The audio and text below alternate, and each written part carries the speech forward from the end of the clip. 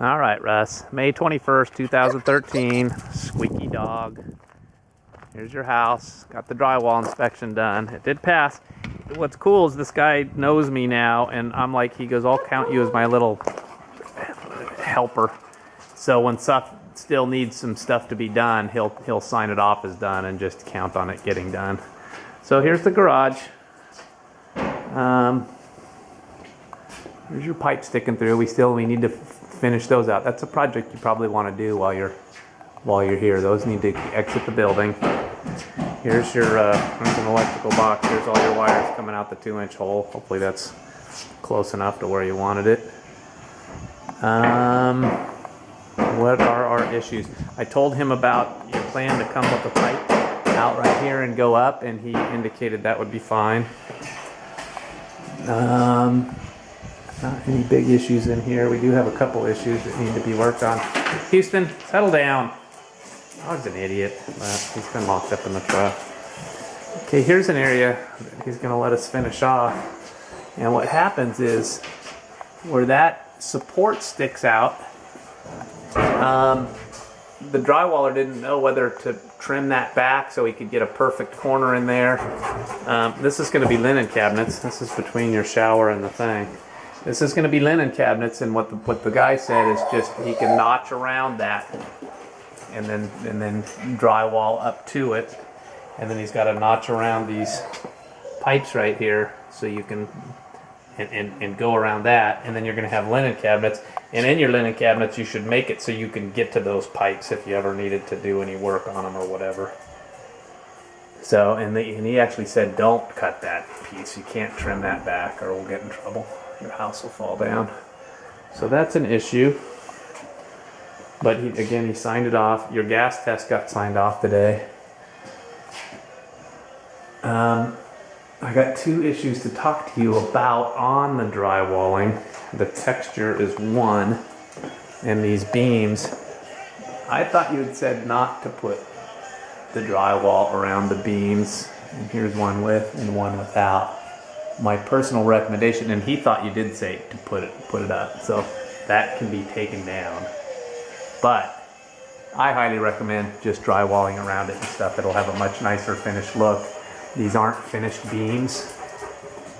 And so he can either cover this one or take that off. But look how it ties into this thing that has to be covered up. And then that goes down into that thing that's a big 6x6 ugly beam. So I think you're going to be much better off finishing these off like this. And here I know you wanted them to do this one. You know, this one is just boxed off all the way around, so I want to get your confirmation on that. Now here is the big one, the textured to smooth. There's so many transition points here that we both think it's going to look funny. But picture this being textured, that being textured. A good natural place to break it off would be right at this beam and have it be smooth on that side. Then you're going to be in this room and go, why is it textured on one side and smooth on the other? And if you don't do it there, where do you do it? And then around this corner, this will be bullnose. It wouldn't look too bad, but, you know, either feather it off or just do a sharp line. Come here, Houston. Houston. But then you got that same issue with this piece of ceiling here. I've got a couple solutions for you. It's a lot more work to make the thing perfect smooth.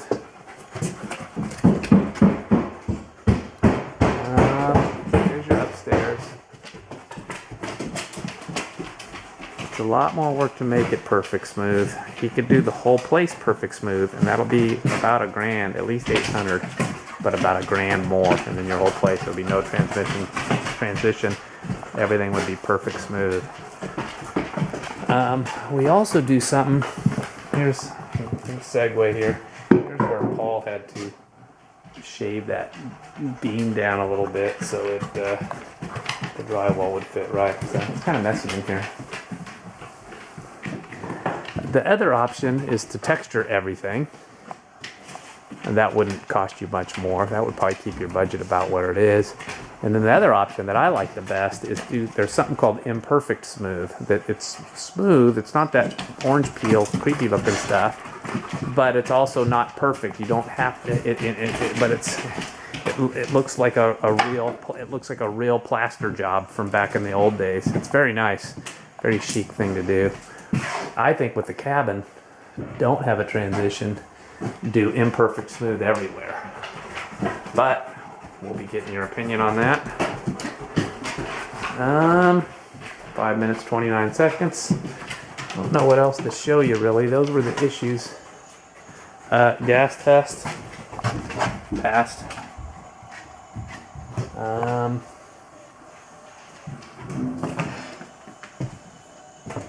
So here we are.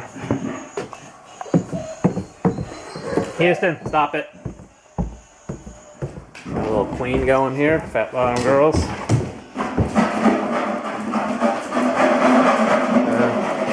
don't know if you ever met Rod. Here he is, say hello to Russ. Hey Russ, how you doing? We're finishing off the underneath the stairway. This was another thing that the guy signed it off with us still having a couple little pieces of stuff to do.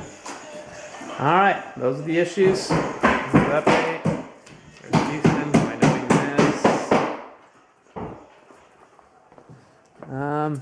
Here's off the back patio. I'll get the lake. The lake is down about a little hazy. The lake's down about 4 feet. You can see, the bathtub ring forming. Still a nice view though. Alright, 7-minute video, it's a long one. We'll be talking to you soon.